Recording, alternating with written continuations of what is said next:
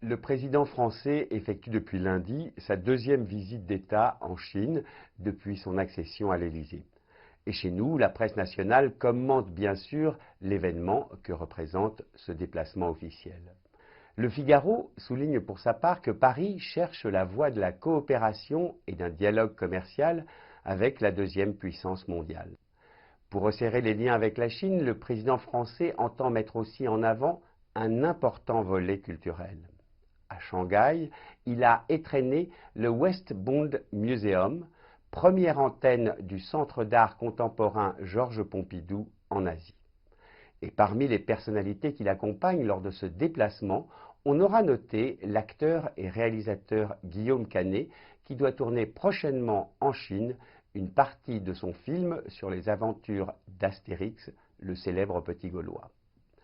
Enfin, dans le journal du dimanche, c'est sur l'aspect européen qu'a voulu donner le chef d'État à son déplacement que le journal insiste.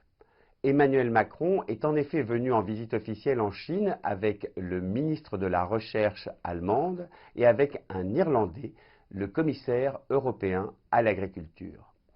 Le président français entend aussi par un discours, je cite, franc, respectueux et sans tabou, faire en sorte que l'Europe ne soit pas la victime collatérale d'un éventuel accord sino-américain. Et de son côté, comment le palais de l'Élysée communique sur cette visite du président français en Chine? Élément de réponse tout de suite. Tous les Français ont accès au site internet de la présidence de la République. Et depuis quelques jours, le palais de l'Élysée y explique les enjeux de la visite du président Emmanuel Macron à Pékin et Shanghai. 7 mois après la visite d'État en France du président Xi Jinping, le chef de l'État français effectue pour sa part sa deuxième visite en Chine. Au cœur des échanges avec nos partenaires chinois, 3 priorités.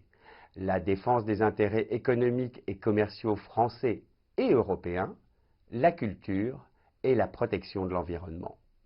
La présidence française souhaite établir avec la Chine, dit-elle, une relation commerciale basée sur l'équilibre et la réciprocité.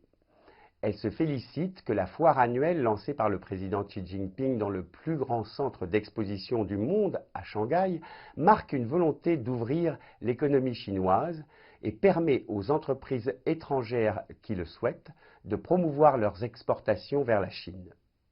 Le palais de l'Élysée souligne enfin sur son site une prochaine grande étape de renforcement du partenariat culturel avec la Chine, avec l'organisation en 2021 d'une année franco-chinoise du tourisme culturel.